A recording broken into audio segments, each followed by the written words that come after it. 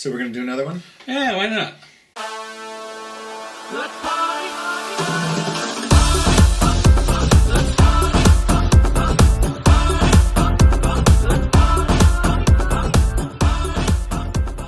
Well, I think that these are fun. I mean, it's an opportunity for us to talk about our lives and our marriage. And a lot of people ask when we're at DragCon, they'll be like, what's the secret? Because we've been together for 17 years. Couple goals. Yeah, and that's very sweet and very flattering. And listen, we have our rough patches. We have our tough times. We have our arguments. But, the biggest thing, I think, is always communication. And? Which you're great at. Me, not so much. Well, I think... better. I think just in general for a relationship, whether it's a marriage or a friendship, communication is key, but also teamwork. I think it's kind of cool that, my job is to keep the house in order. Clean. As a matter of fact, if I go away, the first thing I do is come home is compliment Mr. Davis on his ability to keep the house clean. No, the first thing you do is come home and re-clean it. Well, I think we see things differently. It's like, so my job is clean, but your job is? I cook. He does all the cooking. Manage the money. And... Oh, wait a minute. So he's going to go through the list. I thought we were talking about the two things that we did. We're only so two? Okay. Just one. You do manage the money. If it wasn't for, I'm a spender. Just ask my friends. One of my favorite things to do is to go out to the stores and just mill around. And by mill, I mean... Spend. Spend. And as we learned from the last episode, I'm cheap. Yeah. Well, not so cheap, but you have to be, because again, in a relationship, one person might have a strength, and I don't think that spending is a weakness, because I think I help you to remember that we should give gifts on occasion. Yes. Life is about giving. Gift giving is so much more exciting than receiving, but now that sounds a little bit. I didn't mean that. It's going the wrong direction. This isn't that PG. We can get a little risky here. We are the married Davises. The Davises unplugged. Mm-hmm. Raw.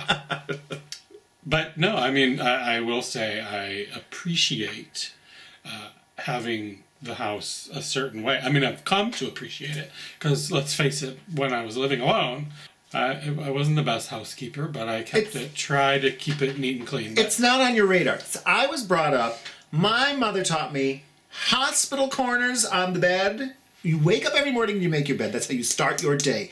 You have to have your bed made. And if you have throw pillows, which we have several, they have to be on their corner and chopped so they look like...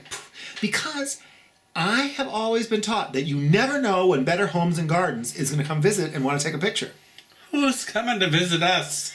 Well, nobody. Better Homes and Gardens. Well, you don't know. You just don't know. What if they should come and want to be like, I would like to do a photo shoot, and you're not ready, and there's dust on your trinkets or your figurines.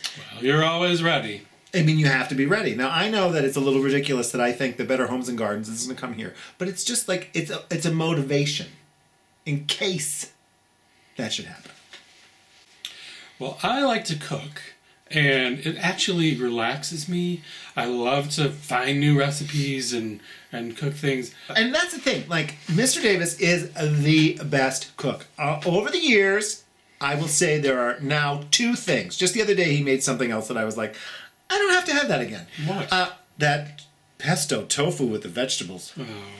But the other thing was he made Spam casserole, because Mr. Davis is so good, he'll look through the cabinet and find out if there's anything in there that he could use.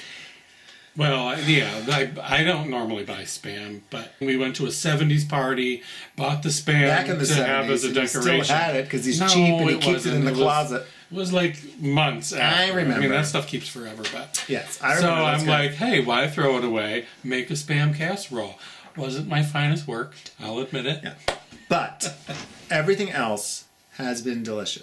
The other thing, I'm a spender, like we've established.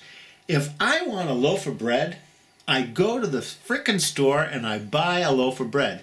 This one makes a loaf of bread. Why not? It can work out your frustration when you need it. Yeah. And you buy a machine. We have a whole section of our basement that has machines to make pastas and breads and boiling and mixing and chopping apparatuses, whereupon you could go to the store and buy a loaf of bread for what? A couple dollars. Just saying. Well, it's interesting too how we became vegan. We were on literally opposite sides of the world. Yes, I You was were in in Australia. visiting some family members who were vegan, and I was here. We were both talking on the phone. Yeah, maybe we should do that. Well, you were like, we don't have to always have meat. Well, and the whole reasoning behind our decision, and let's just face the fact, it was for health reasons, lowering cholesterol and blood pressure. And if you're young on here, you know, you can get started early by having some more vegetables in your life, is essentially what it comes down to. Yeah, the more vegetables, the better. Anyway, okay, well, that's it. So you do the cooking, I do the cleaning, we both make money, you budget it, I spend it. And I mean, I think we're good gift givers. I think that it is the best feeling to give a gift. It's almost better than receiving a gift. When you see them smile and you see a happy face and, you know, loosen up the budget, I've got gifts to give. I agree. Okay.